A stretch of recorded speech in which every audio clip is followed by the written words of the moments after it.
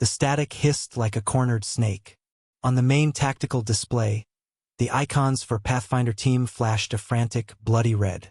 6 friendly call signs, then 5, crammed into a rocky hollow no larger than a city block in the Greyjaw Valley. The valley itself was a jagged wound in the earth, a place of bad reception and worse omens. Encircling them, a constellation of 24 hostile signatures crawled closer, a relentless tide of armor and infantry. Colonel Eva Rostova stood before the screen, arms crossed, her face a mask of granite forged in the cold calculus of command. Rain, thick and greasy, lashed against the reinforced windows of the Forward Operating Base's Command Operations Center. The real threat, however, was the churning wall of ochre dust visible on the satellite feed, a superstorm rolling in from the eastern desert. It was an atmospheric leviathan, preparing to swallow the entire province. It had already grounded the Apaches and scrubbed the A-10s that were supposed to provide cover for Pathfinder's extraction. The first rescue bird, a pave hawk, now existed only as a smoking black smear on the valley floor, a victim of a lucky shot from a shoulder-fired missile. Status on the storm front? Rostova's voice was clipped, devoid of emotion. It was a tool like her sidearm or her rank. ETA to target area, 20 minutes, ma'am. A young weather tech answered, not looking up from his console. Total signal blackout projected inside 15. It's moving faster than we forecast. And the hostiles. A grizzled intelligence officer pointed a laser dot at the screen. They know about the storm, Colonel. They're pressing the advantage. They're not waiting for a clean shot. They're trying to overrun the position before the sky closes up for good. Pathfinder is reporting they're down to their last magazines. The room was thick with the scent of stale coffee and managed despair. Every officer and analyst present knew the equation. No air cover, an impassable storm, a shrinking window, an overwhelming enemy force. The variables all added up to the same grim solution. Rostova stared at the blinking red icons, her jaw tight. She was not a monster. She was a pragmatist. She had to weigh the lives of the 5 remaining soldiers against the risk of losing another multimillion-dollar aircraft and its crew chasing a miracle that the physics of the situation would not permit. Her gaze shifted from the tactical display to the personnel manifest on a secondary screen. She read the names of the men in the valley, lingered on their faces for a fraction of a second, and then hardened her expression. The decision was made. In a cold, cavernous hangar at the far end of the airbase, a world away from the frantic energy of the COC, the wind howled through the semi-open doors, rattling sheets of metal, carried the first taste of dust. Here stood a relic, an aircraft that belonged more to a museum than a modern theater of war. It was a C-130, but one that had been warped and mutated by decades of special operations. Its official designation was AC-130J Ghost Rider, but its crews, past and present, knew it by another name, the Bastard. Its fuselage was a roadmap of patched-over flak damage, its paint faded to a non-committal gray. Under the pilot side window, the nose art had been all but scoured away by time and grit, leaving only the faint outline of a skeletal bird of prey. Standing beside its massive main landing gear, a lone figure stared out at the approaching storm. She was not tall, nor was she built like the pilots from recruitment posters. Major Anya Sharma was a study in quiet intensity. Her flight suit was worn, the cuffs frayed, and a single unauthorized patch was stitched over her heart. A black raven in flight, clutching a single silver feather in its beak. She rested a gloved hand on the cool aluminum skin of the aircraft, a silent communion between a pilot and her machine. She could feel the vibration of the wind through its frame, a low hum that felt less like a machine and more like a sleeping beast. The comm unit on her vest crackled to life, a whisper of the chaos unfolding miles away, but her eyes never left the horizon. "It's over," Colonel Rostova declared. The words fell into the tense silence of the COC with the weight of a judge's gavel. "The window is closed. We can't get another asset in there before that storm hits, and we are not sending a crew to their deaths on a zero-probability rescue." She turned away from the main screen, her posture radiating a finality that brooked no argument. Communications, relay to Pathfinder that they are to use their discretion. Evade and escape if possible. We will mount a search and recovery operation once the storm passes. That's a 36-hour minimum. Everyone in the room understood the euphemism. Use their discretion was a death sentence. A quiet, professional way of saying you are on your own.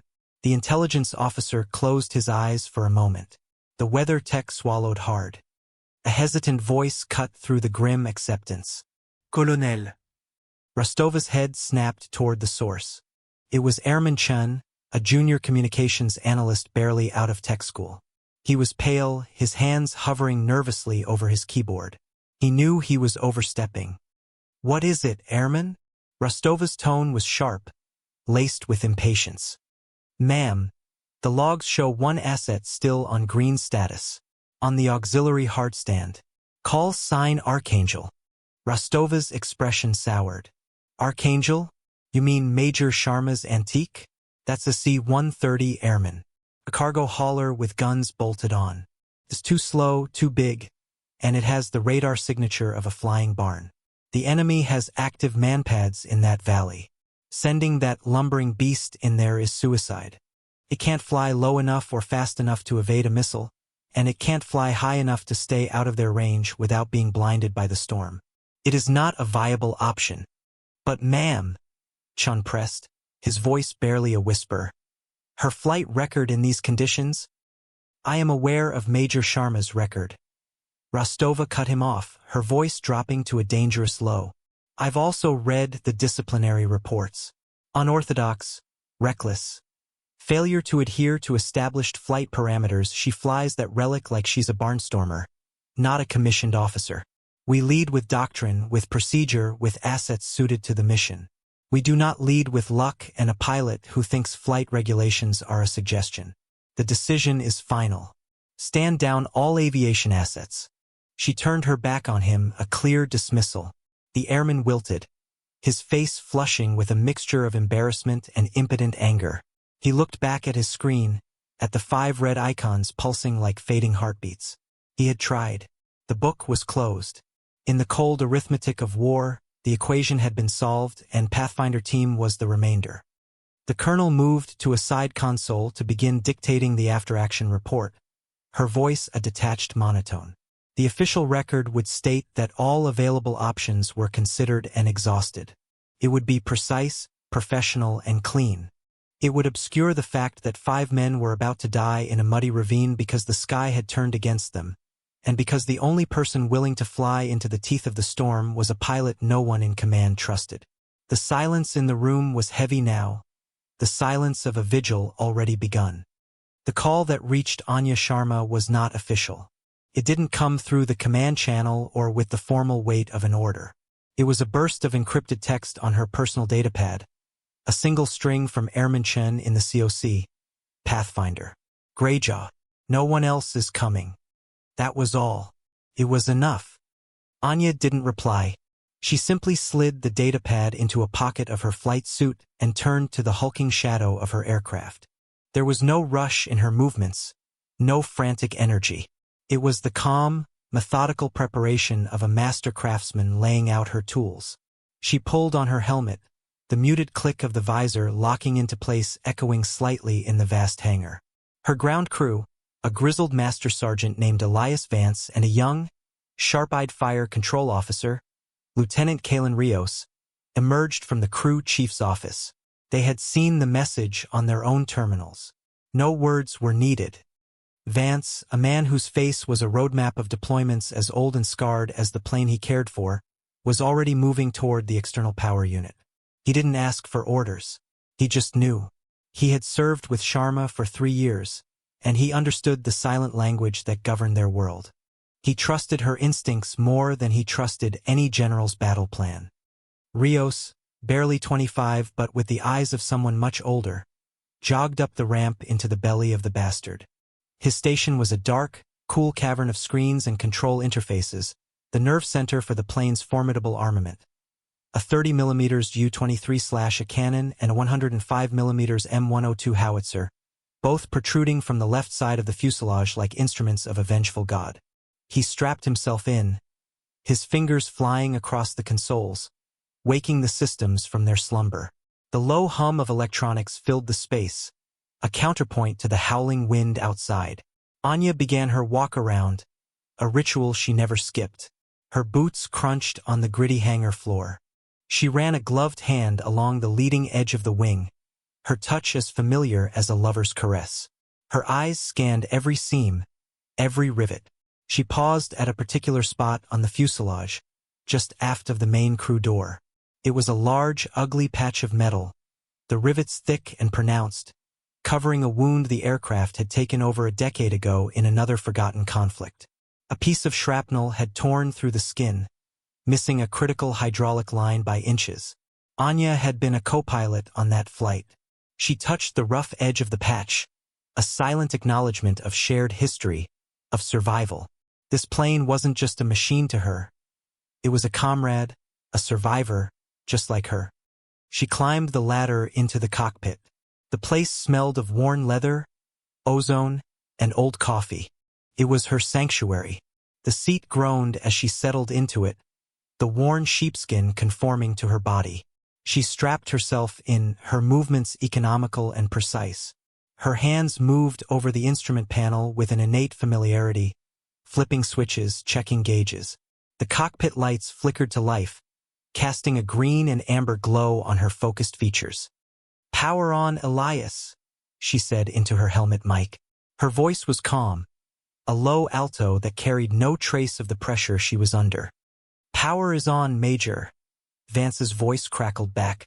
"Bird's thirsty, but she's ready to dance." Anya's hands closed around the 4 throttle levers. "Rios, you awake back there?" "Systems are green, Archangel," came the reply from the back. "The all-seeing eye is open." Anya looked out through the armored glass of the cockpit. The storm was no longer on the horizon. It was at the gates. The wind buffeted the huge aircraft, making the entire frame groan. Standard procedure, every regulation in the book, screamed that taking off in these conditions was impossible. Flying a C-130 into a narrow, contested valley filled with anti-air threats was insane. But the book hadn't accounted for the lives of 5 men, and it certainly hadn't accounted for Anya Sharma. She keyed the comm tower, "This is Archangel," requesting permission for immediate departure. Special operations training flight, she was lying, but in a way that offered them plausible deniability. The tower operator, likely confused and seeing no official flight plan, hesitated. Before he could object, Anya added, "Authorization code. Valkyrie 09er, it was a ghost code, a relic of a Black Ops program, one she knew would tie up any low-level operator in red tape long enough for her to be gone." As she expected, there was a stunned pause, then a flustered, "Roger, Archangel. You are cleared for takeoff, runway 31. Wind is at your discretion." Anya's lips curved into the faintest of smiles. "The wind is always at my discretion." With a deep growl, the 4 Rolls-Royce turboprop engines spooled to life, their massive propellers chopping the dusty air into a roaring vortex. The bastard trembled, eager and alive. The takeoff was a brutal affair. Anya pushed the throttles forward, and the C-130, heavy with fuel and ammunition, clawed its way down the runway. The crosswind was a physical force, trying to shove the 80-ton aircraft sideways off the tarmac. Anya's feet danced on the rudder pedals, a constant, subtle conversation with the machine and the storm. She wasn't fighting the wind. She was using it, angling the nose just so, letting the gale help lift the heavy wing. The plane left the ground not with grace, but with a stubborn, earth-shaking lurch, a leviathan heaving itself into its violent element.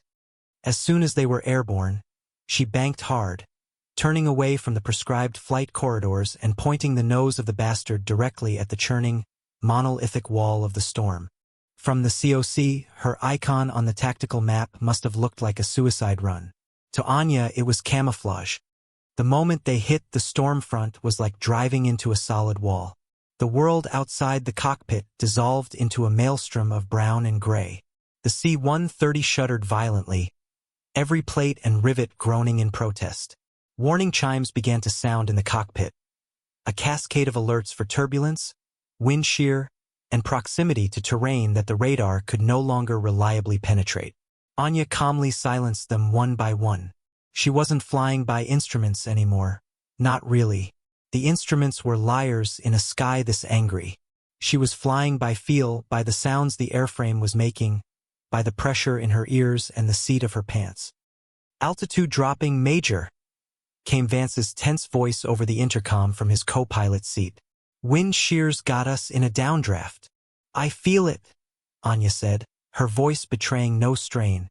Her hands were a blur of motion on the yoke and throttles, not making large, corrective jerks, but thousands of tiny, instinctive adjustments.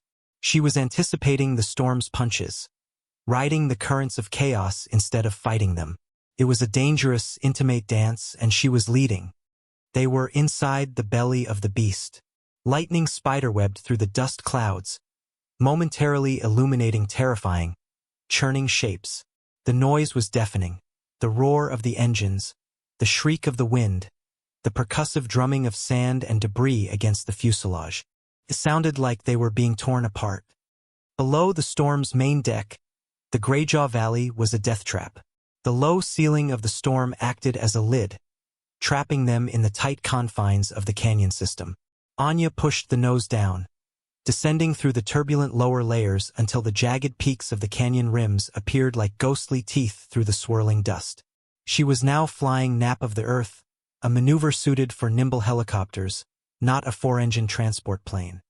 "Jesus, Anya," Vance breathed, his knuckles white where he gripped the console. He could see the canyon walls streaking past the side windows impossibly close. At their speed, a single miscalculation would mean smearing them across a mile of granite. "Rios, how's your eye?" Anya asked, her gaze locked forward, scanning the terrain. "The thermals are struggling with the dust, but I have a picture." The FCO's voice came back, remarkably steady. "It's messy, but I can work with it. Tell me where to look." "Center of the valley. A rock formation that looks like a broken tooth. Pathfinder should be at its base." Anya banked the C-130, the massive wingtip seeming to shave dust from the canyon wall. The aircraft shuddered, protesting the high G turn at such a low altitude. She was handling the giant plane less like a bomber and more like a fighter, forcing it to perform maneuvers its designers would have considered a physical impossibility. She was no longer just a pilot. She was an extension of the machine, her will and its straining capabilities fused into one. They were a single entity, hurtling through the storm, an avenging angel descending into hell. On the ground, Sergeant Marcus Thorne was dying. He knew it with the cold certainty of a man who had seen death 100 times before. He was propped against a slick, blood-spattered boulder, his leg a ruin of shattered bone and torn flesh from a mortar blast. His rifle was empty. He had his sidearm and 2 remaining magazines. Around him, the last 4 members of Pathfinder team were making their final stand. The crack and snap of incoming rounds was constant, chipping away at their meager cover. The enemy was closing in, their shouts growing louder, carried on the wind. Thorne looked up at the sky, a churning ceiling of brown smog that promised no salvation. The comms were dead, filled with a roaring static that mirrored the storm in his head. The colonel's last message had been clear: "E&E at your discretion. Polite farewell." He felt a bitter laugh bubble in his chest, but it came out as a ragged cough that sent a fresh wave of agony through him. He checked on his men. PFC Miller, the kid, was firing in disciplined bursts, his face a mask of terrified concentration. The other 2 were shadows, moving and firing with the grim efficiency of men who knew the end was near. Then he heard it. A new sound, deeper than the wind, lower than the thunder of the mortars. A resonant 4-engine drone. It wasn't a helicopter and it wasn't a jet. It sounded heavy, agricultural. "What the hell is that?" Miller shouted over the din. "Doesn't matter. Keep your head down," Thorne yelled back. He assumed it was an enemy transport, perhaps dropping reinforcements to finish them off. The sound grew louder, a deep, guttural roar that seemed to vibrate in his teeth. It was impossibly close, but they could see nothing through the swirling dust. The sound was everywhere and nowhere at once. Suddenly, the sky ripped open, a sound like a giant tearing a canvas sheet, followed by a chain of brilliant white flashes, erupted from the smoke directly above a ridge where a heavy machine gun had been pinning them down for the last hour. The 30mm rounds, invisible until impact, turned the fortified nest into a geyser of rock and shrapnel. The oppressive chatter of the enemy guns ceased instantly. Before the echoes had even faded, a deeper, hollow thump reverberated through the valley. A second later, a mortar position that had been lobbing shells at them simply vanished in a blossoming orange and black fireball. A 105mm high-explosive shell, delivered with the precision of a surgeon's scalpel. Thorne and his men stared, dumbfounded. The attacks hadn't been a strafing run. They were surgical assassinations. They came from an unseen ghost, a predator hiding in the storm. Static crackled in Thorne's helmet, and for the first time in an hour, a voice cut through. It was calm, female, and utterly devoid of panic. "Pathfinder, this is Archangel. I'm on station. Mark your targets with IR strobes if you can. I'll handle the rest." Thorne fumbled for his mic switch, his blood-slicked fingers slipping. "Archangel, this is Pathfinder Actual? Who the hell are you?" "I'm the one you called," the voice replied with a ghost of amusement. "Now light him up, Sergeant. I don't have all day." Back in the COC, Airman Chun let out a whoop of triumph that was quickly silenced by a glare from across the room. On the main tactical display, a new icon had appeared. A large, slow-moving aircraft symbol with the call sign Archangel. It was circling directly over Pathfinder's position, inside the storm, at an altitude that should have been impossible. Colonel Rostova, who had been dictating her report, stopped mid-sentence. Her head snapped up. She strode to the screen, her eyes wide with disbelief. She stared at the icon of the C-130, then at the indicators showing 2 enemy positions being neutralized. It wasn't a glitch. It was real. "Get me a direct line to that pilot," she commanded, her voice tight. Now, the enemy was not stupid. They had been fighting in these valleys for a generation. They adapted quickly. The initial shock of the Ghost aircraft's attack gave way to a calculated, furious response.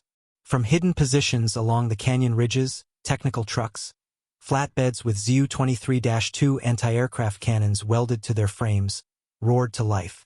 Their twin barrels spat streams of incandescent green tracers into the dust cloud, a blind, desperate barrage aimed at the sound of the engines. In the cockpit of the Bastard, the world became a lattice of deadly light. The green tracers zipped past, some close enough that Anya could hear the distinctive hiss as they cut through the air. Multiple Zu-23s, 9 o'clock and 2 o'clock high. Rios called out from his station, his voice tight but controlled. "They're firing blind, but volume of fire is high." "Copy that," Anya replied. Her eyes were constantly moving, scanning the slivers of terrain visible through the murk, her mind building a 3-dimensional map of the valley based on instinct and fleeting glimpses. She banked the plane sharply, dropping one wing and pulling them into a tight, descending spiral. It was a maneuver that put incredible stress on the airframe, but it kept them a constantly moving target. The streams of tracer fire followed them, lagging just behind. Pathfinder reports manpads teams on the move. Came another update from Rios. "They're trying to get to higher ground for a clean shot." "They won't get one," Anya muttered. She kept the plane low, using the twisting contours of the valley itself as her shield. The Zu-23s on the ridges couldn't depress their guns far enough to target her. She was a shark in a bathtub, too big for the space, yet using that very fact to her advantage. In the COC, Rostova watched the tactical plot with a growing sense of awe that warred with her rigid, procedural mind. Major Sharma wasn't following any known combat flight pattern. She was improvising, using the storm as cover and the canyon as armor. The flight path of Archangel on the screen looked like the scribbling of a madman. A chaotic series of orbits, dives, and sharp turns, all occurring at an altitude barely above stall speed. Yet, with every chaotic loop, another hostile icon vanished from the map. Rostova's skepticism was eroding, replaced by a dawning, grudging respect. This wasn't recklessness. It was a form of genius she couldn't comprehend. It was an instinctual mastery of flight that no simulator could teach and no regulation could codify. "Get me EW," Rostova snapped to the comms officer, her voice now sharp with purpose. "I want every electronic warfare asset we have focused on that valley. I want them looking for the emissions from a Strela or an Igla guidance system. The second you get a sniff of a missile lock, I want that information relayed to Archangel." Instantly, she turned to the intelligence officer. "Update her feed with real-time satellite thermal what little we can get through this muck. Push any signal intelligence we have on enemy command chatter directly to her FCO. Give her every advantage we have. Give her whatever she needs." The entire focus of the command center, which moments before had written off the men in the valley, was now laser-focused on one objective: keeping the rogue C-130 in the air. The mission was no longer about whether Pathfinder could be saved. It was about the impossible pilot in the storm, the one who had single-handedly rewritten the rules of the battle. Rostova watched the screen, her arms crossed, her expression unreadable. She had declared the situation over. Major Anya Sharma had declared it otherwise, and against all logic, the Major was winning. "Missile launch! Missile launch! 7 o'clock low." Rios's voice was suddenly sharp, stripped of its earlier calm. The automated warning system shrieked in tandem, a piercing, synthetic scream that filled the cockpit. A new symbol flashed on Anya's heads-up display, a fast-moving heat signature ascending rapidly toward them. A Manpad's team had found a firing solution. They had anticipated her flight path, waited for her to pass over a brief clearing in the canyon, and launched. "Flares! Flares!" Vance yelled, his hand instinctively reaching for the countermeasures panel. "Negative!" Anya's command cut through the noise like a whip crack. It was a direct contradiction of every survival manual ever written. Popping flares and climbing was the textbook response. Gain altitude and give the heat-seeking missile a more attractive target. But Anya knew climbing would be a death sentence. It would lift them out of the relative safety of the canyon floor and expose them to the full, concentrated fire of the Zu-23s on the ridges. They would dodge the missile only to be shredded by cannon fire. She saw the equation in a split second and chose a third, unthinkable option. Instead of pulling up on the yoke, Anya Sharma pushed it forward. Hard. The nose of the 80-ton C-130 dropped violently. The crew felt a moment of terrifying weightlessness as the plane plunged toward the rocky riverbed below. Outside, the world became a sickening, high-speed blur of brown and gray. An alarm blared, screaming, "Pull up! Terrain! Pull up! Anya, what are you doing?" Vance shouted, his body strained against his harness. She didn't answer. Her eyes were fixed on a point ahead, a narrow, almost impassable gorge where the main canyon forked. It was a sliver of darkness, a place no pilot in their right mind would ever attempt to fly a plane this size. But it had one thing she needed: a sheer 300-foot wall of solid granite. She was in a dive racing the missile. Her goal wasn't to outrun it or to fool it. Her goal was to put a mountain in its way. She leveled the wings for a terrifying half-second, threading the needle into the gorge's entrance. The plane's wingtips were now mere feet from the jagged rock walls on either side. The sound of the wind was a continuous, deafening roar, amplified by the close confines of the rock. For the crew, it felt like being fired from a cannon down a stone barrel. Anya held the plane steady in the gorge for 3 heart-stopping seconds, then wrenched the yoke hard to the right. The C-130 groaned in protest, the G-forces pressing the crew deep into their seats. The massive aircraft slid sideways, using the sheer rock face of the gorge as a shield. The heat-seeking missile, locked onto the massive thermal signature of their 4 engines, couldn't make the turn. It screamed past the entrance of the gorge and slammed directly into the cliff face Anya had just put between them. The explosion was immense. A concussive boom echoed through the canyon, and the shockwave, channeled by the narrow walls, slammed into the bastard. The aircraft bucked like a wild animal, and for a horrible moment, the right wingtip scraped against the rock, sending a shower of sparks and the shriek of tortured metal through the cockpit. Then they were through. They shot out of the other side of the gorge into the main valley again. The plane was battered and screaming alarms, but it was flying. In the COC, Archangel's icon had disappeared from the tactical map the moment it entered the gorge, blocked by the terrain. For 10 agonizing seconds, there was only silence. Rostova held her breath. The room was frozen. They were sure the plane had crashed. Then, the icon blinked back into existence. It was on the other side of the ridge, trailing a wisp of smoke, but stable. A collective gasp went through the room. Airman Chun sank back into his chair, his hands shaking. Rostova stared, her knuckles white where she gripped the edge of the console. She had just witnessed a pilot use a mountain range as a countermeasure. It was a maneuver that didn't exist in any book. It was pure, terrifying, brilliant instinct. The failed missile attack had a profound effect on the battlefield. The enemy, having fired their best shot and watched it fail in a spectacular, impossible fashion, seemed to lose their nerve. The volume of anti-aircraft fire lessened, becoming more sporadic, more hesitant. Anya's impossible maneuver had bought them more than just their lives. It had bought them a window. Archangel, be advised. The voice of the SOC's flight controller crackled in Anya's ear, the tone now laced with an undisguised awe. We have a window. Pave low, callsign Rescue 1 is inbound. 5 minutes out. Can you secure the LZ? Affirmative. Command? Anya said, her voice steady, betraying nothing of the adrenaline coursing through her. We'll clear a path. Rios, you heard the man. Let's tidy up. With pleasure, Major, Rios replied. His targeting screen was now a god's eye view of the battlefield. Anya had positioned them in a high, tight orbit over Pathfinder's position. A pylon turn that kept the plane's left side, and its arsenal of cannons, pointed perpetually downward. This was what the C-130 was born to do. On the ground, Sergeant Thorne and his men watched in stunned silence. The lumbering cargo plane was no longer just a plane. It was a fortress in the sky, a guardian angel made of steel and fury. It circled above them like a hawk, and wherever its gaze fell, destruction followed. A fresh wave of enemy fighters tried to rush Pathfinder's position, hoping to overwhelm them before the rescue chopper arrived.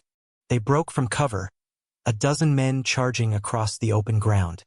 Targets in the open, 100 meters west of friendlies, Thorne managed to report, pointing his IR strobe. I see them, Rios's voice said, a ghostly echo in their comms. The 30mm cannon on the bastard spoke. It wasn't the indiscriminate spray of a machine gun. It was a terrifyingly deliberate, rhythmic thump-thump-thump. Each sound was the firing of a single, hyper-accurate, high-explosive round. The rounds impacted the ground in front of the charging enemy, not on them.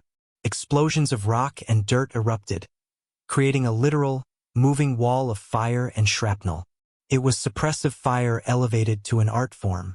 The enemy charge broke, the soldiers scrambling for cover from the perfectly placed barrage. Rios wasn't just killing them. He was hurting them, controlling their movement, forcing them back. Then, through the dust and smoke, came the unmistakable whump-whump-whump of a heavy helicopter. The Pave Low, a brutish, powerful machine, descended toward the small clearing near Pathfinder's Rock. Rescue 1 is on the ground, the Pave Low's pilot called out. 30 seconds on the clock. As Pathfinder's surviving members scrambled to carry Thorne and another wounded soldier toward the ramp, the enemy made one last, desperate push. A technical with a heavy gun roared from behind a rock outcropping, racing toward the exposed helicopter. Major Technical, 3 o'clock to the LZ, Rios called out. Anya didn't hesitate. She rolled the C-130 into a steep bank, dropping the nose. Going for the howitzer, she said calmly. The 105mm cannon fired with a deep, resonating boom that shook the entire airframe. The massive shell traveled for less than 2 seconds before it impacted. The truck and its crew disappeared in a flash of white-hot light, leaving only a blackened crater. The last of Pathfinder's team was aboard. "We're up! We're up!" The Pavelo's crew chief screamed over the net. The helicopter, heavy with its precious cargo, lifted laboriously into the air. Anya wasn't done. As the Pavelo clawed for altitude, she made one final pass over the valley. She descended until she was nearly at treetop level, a final, defiant roar of her engines echoing off the canyon walls. The 30mm cannon blazed one last time, stitching a line of fire across the enemy's positions, a clear and brutal message to stay down. She was the shepherd, ensuring her flock made it safely out of the valley of the shadow of death. Then, she pulled up, banking her scarred and smoking aircraft back into the cover of the storm, and vanished. The command operations center was silent. Every person in the room had been standing, transfixed by the drama unfolding on the main screen. They had watched the impossible flight, the insane maneuver, and the brutally efficient ballet of destruction as Archangel held the line. As the Icon for Rescue 1, carrying Pathfinder, cleared the valley's edge and reported feet wet, safe and over friendly territory, a wave of relief washed through the room. It wasn't cheering or applause. It was quieter, more profound. It was a collection of deep breaths, of hands wiping sweat from brows, of stunned, shared glances. Airman Chun looked at his screen, then up at his colonel. He had been the one to suggest Archangel. He had spoken up when no one else would. He felt a surge of pride, but it was overshadowed by the sheer awe of what he had just witnessed.